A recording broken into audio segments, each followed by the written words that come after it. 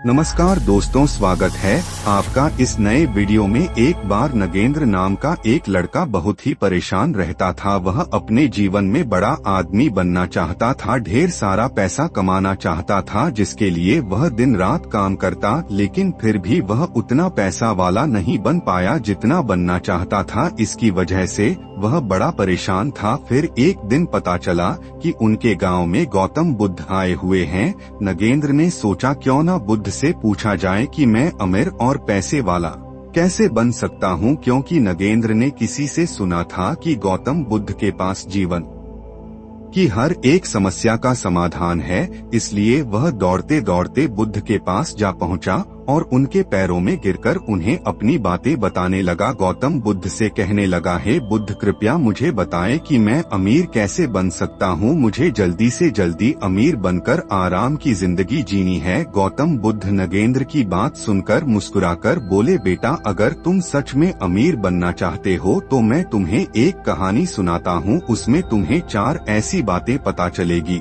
जिन्हें जानकर तुम आसानी से अमीर बन जाओगे। एक गांव में एक बड़ा ही चतुर ना रहा करता था और एक पंडित जी से उसकी गहरी मित्रता थी। दोनों पूरा दिन साथ साथ रहा करते थे। जजमान के घरों से उनकी जीविका चलती थी। एक बार ऐसा समय आया कि काफी दिन बीत गए पर किसी जजमान ने उन्हें नहीं बुलाया। अब तो उनके आगे रोजी रोटी का संकट खड़ा हो गया। परिवार को कैसे पाले, यह समस्या बनी हुई थी। एक दिन नाई ने पंडित जी से कहा कि अपना धंधा तो चल नहीं रहा, क्यों न प्रदेश चले। प्रदेश में कोई छोटा मोटा कार्य करके धन कमाएंगे। उसके बाद वह दोनों थोड़े से पैसे जो पहले से जमा करके रखे हुए थे उनको लेकर वह दोनों प्रदेश की ओर जाने लगे। इसके साथ नाई ने अपने औजारों की पेटी रख ली। एक मोटी सी रस्सी, एक दही से भरी मटकी और एक ढोलक और साथ में कुछ सिक्के लेकर चलने लगा। पंडित जी ने पूछा, नाही भाई, आप इतनी सारी चीजों को साथ लेकर क्यों व्यर्थ में भर बढ़ा रहे हैं?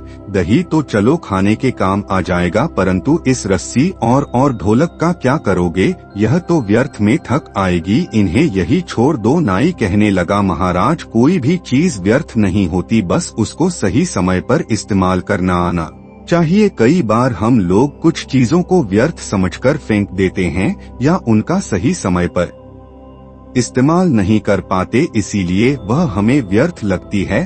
पंडित जी ने सोचा, चलो ठीक ही है, जब भी मनोरंजन करने की इच्छा होगी तब ढोलक बजाकर गालियां करेंगे। इस प्रकार नाई और पंडित शहर जाने लगे। चलते चलते राह में उन्हें एक सुअर का बच्चा दिखाई दिया। नाई ने उस सुअर के बच्चे को भी पकड़कर अपने थैले में रख लिए। पंडित जी को फिर ऐतराज हुआ और कहने लगे, अरे नहीं मित्र, अभी सुअर के बच्चे का क्या करोगे? खुद के खाने का तो इंतजाम नहीं है, इसे कहाँ से खिलाओगे? नाई बोला, कोई बात नहीं, मैं संभाल लूंगा, आप तो बस साथ चलिए। यदि कोई ग्राहक मिल गया तो उसे बेचकर पैसा बना लेंगे। इस प्रकार पंडित जी को समझाकर वह दोनों शहर के नजदीक पहुंच गए। शहर में पहुंचने पर उन्हें पता चला कि यहाँ का जो राजा है उसके पुराने महल में रात को एक राक्षस आता है जो महल में रहने वाले लोगों को खा जाता है। अब तक हजारों लोगों को खा चुका है।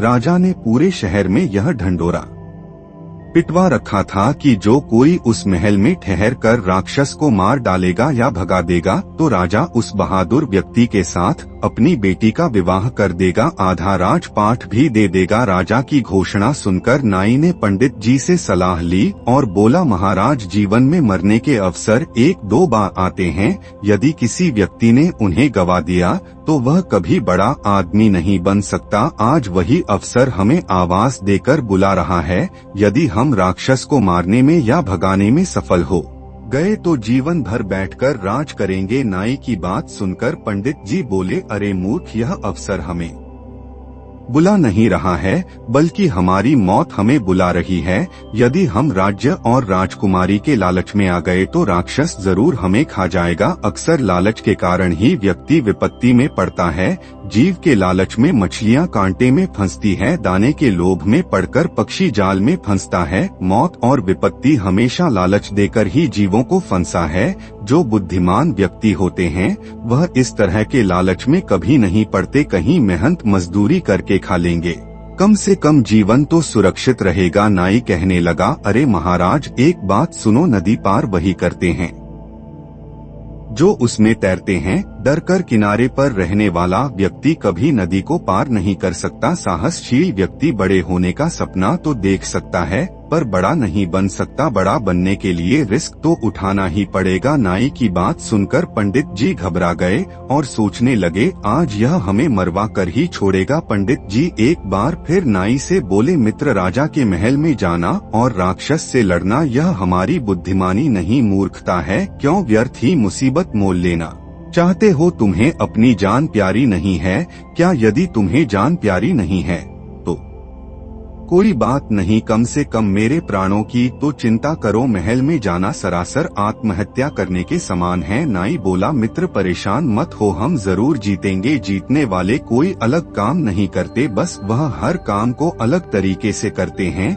गरीबी लाचारी का जीवन जीने से अच्छा है कि मौत से भी लड़कर हमें उन्नति करनी चाहिए। दरिद्रता का जीवन तो वैसे भी मृत्यु के समान है। हम पूरा जीवन मेहनत करें तो भी इतना नहीं कमा सकते कि राजा बन जाए। थोड़ी सी हिम्मत करके किस्मत आजमाने में क्या जाता है, मरना तो एक ना एक दिन है ही। हिम्मत और बुद्धि बल से काम लेने पर कठिन से कठिन सफलता भी पाई जा सकती है। नाई की बात सुनकर पंडित जी का भय दूर नहीं हुआ, फिर भी नाई का साथ छोड़ना उचित नहीं समझा। कहते हैं, जो धन अत्यंत संघर्ष करने पर प्राप्त हो, शत्रु के आगे सिर झुकाने से प्राप्त हो, अपमान सहकर प्राप्त हो, जिसमें जान जाने का खतरा हो, धर्म का उल्लंघन करने से प्राप्त, उस धन में मन नहीं लगाना चाहिए। अब पंडित जी ने डरते डरते नाई के साथ चलने को हाँ कर दिया, पर हिम्मत साथ नहीं दे रही थी। नाई और पंडित राजा के दरबार में पहुँचे और कहा, महाराज, हम आपके महल से राक्षस को भगाए। उस दिन शाम का भोजन उन दोनों ने राजा के यहाँ किया। तरह तरह के स्वादिष्ट व्यंजन, ऐसे व्यंजन जो जीवन में पहली बार खा रहे थे। बड़ा आनंद आया। उसके बाद वह दोनों राजा के पुराने महल में चले गए। वहाँ पहुँचकर सबसे पहले उन्होंने की खिड़की दरवाजे बंद कर ली और आपस में बातचीत करने लगे। नाई पंडित जी से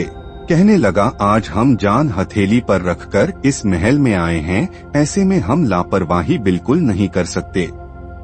विद्वान लोग कहते हैं, मनुष्य को भय से उस समय तक डरना चाहिए जब तक कि वह भय से दूर हो। जब उसका सामना करना पड़ जाए तो फिर बिना डरे बेधड़क होकर उससे भिड़ जाना चाहिए। इसी में उसकी भलाई है। एक काम करो, आधी रात तक जागकर मैं पहरा देता हूँ, तब तक तुम आराम से सो जाओ। आधी रात के बाद तुम जागना और मैं सोऊंगा। पंडित जी ने कहा, ठीक है। उसके बाद पंडित जी सो गए और बेचारा नाई जागकर राक्षस के आने का इंतजार करने लगा। इधर जब राक्षस के आने का समय हुआ तब वह महल के दरवाजे बंद देखकर दरवाजा खटखटाने लगा और कहने लगा, मेरे महल में आज मुझसे पहले कौन घुसकर सो गया है?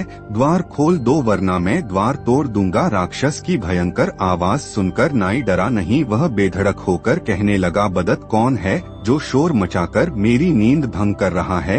राक्षस बोला, मैं राक्षस हूँ, यह मेरा घर है, मेरे घर में सोने वाला तू कौन है? नाई बोला, बेटा मैं तेरा बाप हूँ। नाई की बात सुनकर राक्षस सोचने लगा, अब तक कोई मनुष्य होता तो मेरी आवाज से डरकर द्वार खोल देता, लेकिन यह मुझसे डरने की वजह कह रहा है कि मैं तेरा बाप हूँ। राक्षस ने फिर आवाज लगाई, यदि तू मेरा पिता है तो कायरों की तरह दरवाजा बंद किए हुए क्यों बैठा है? बाहर निकलकर मुझसे युद्ध कर। अंदर से नाई बोला, मैंने दरवाजा खोल दिया तो तुम मुझे देखते ही मर जाएगा। मेरा सामना करने की तुम में हिम्मत नहीं है, इसलिए तेरी भलाई के लिए मैंने दरवाजा बंद कर दिया। राक्षस ने सोचा, जरूर मुझसे भी कोई ताकतवर है, तभी तो डरे बिना मेरी बात का जवाब दे रहा है। कहीं यह वाकई में मेरा बाप तो नहीं? फिर सोचा, अगर यह मेरा बाप होगा तो आकार में मुझसे भी बड़ा होगा और बल में भी। राक्षस बोला, ठीक है, यदि तुम मेरा पिता है तो अपना बल दिखा और मेरा भी देख, कुछ अपनी पहचान बता और मेरी भी पहचान देख। इतना कहकर राक्षस ने अपने सिर का एक बाल तोड़कर एक चित्र द्वारा महल के अंदर फेंक दिया और कहा, यह देखिए मेरा बाल है। राक्षस का बाल काफी मोटा था। तभी जवाब में अंदर से नाई अपने हाथ में रस्सी को बाहर फेंकते हुए बोला, यह देख यह मेरी मूंछ का बाल है। नाई के द्वारा फेंकी गई रस्सी को देखकर राक्षस डर गया और कहने लगा, इसके मूंछ का बाल इतना बड़ा है तो यह कितना बड़ा होगा। उसने फिर से आजमाइश की, अपने सिर से एक जू पकड़कर अंदर फेंका। राक्षस का जू काफी बड़ा था। अंदर से नाई ने सूअर का बच्चा बाहर फेंकते हुए कहा, यह देख मेरे सिर का जू इतना बड़ा है। जू देखकर राक्षस डर गया। राक्षस ने अपना थूक अंदर फेंकते हुए कहा, यह ले मेरा थूक। जवाब में नाई ने अंदर मटके से दही उड़े लिया और कहा, देख यह मेरा थूक है। देखकर राक्षस के पैर उखड़ गए। वो सोचने लगा, यह जरूर ही मेरा बाप है। फिर भी उसने एक बार और परीक्षा करने की सोची। राक्षस ने जोर से गर्जना की। उधर जवाब में नाई ने अपनी ढोलक को पीटना शुरू कर दिया। ढोलक की आवाज को गर्जना समझकर राक्षस का मलंग पुत्र छूट गया। वह समझ चुका था अंदर मुझसे भी बड़ा राक्षस है। नाई ने कहा, पागल, पूरी रात परीक्षा करता रहेगा या आमना सामना भी करेगा। ले मैं दरवाजा खोलता हूँ तो मेरा दर्शन भी कर ले। इतना कहकर नाई दरवाजे के ऊपर छुपकर बैठ गया और पंडित जी से दरवाजा खोलने के लिए कहा। डरते डरते पंडित जी ने दरवाजा खोल दिया।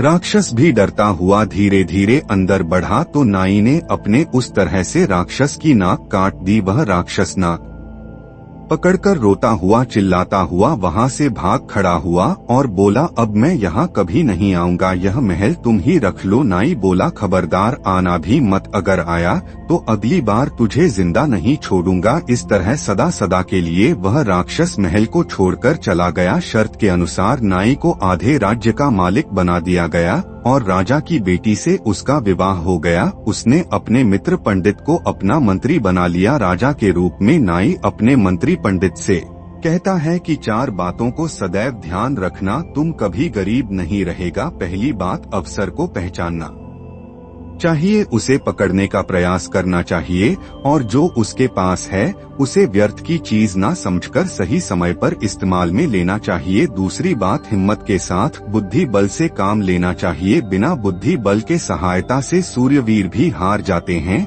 बुद्धि से मनुष्य छोटा होकर भी बड़े से बड़े को पराजित कर सकता है। तीसरी बात, सदैव सोच बड़ी रखो। छोटा सोचने वाला कभी बड़ा नहीं बन सकता।